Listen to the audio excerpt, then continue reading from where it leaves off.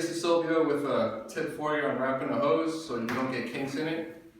The important thing is to remember to alternate between crossing your hand over and under. So start with the hose like this and keep your hand facing up this way and bring it over. The next one, underhand like this, and then bring that loop over. And straighten out your hose as you go. So now over like this, grab it underhand, create a loop, and it goes under. And just repeat. Over,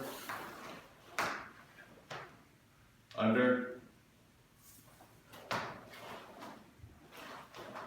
over, under, over, and under.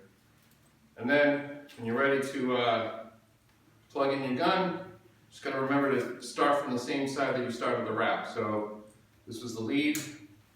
Put your hose down, and then wherever you gotta go, it just unravels without kinking.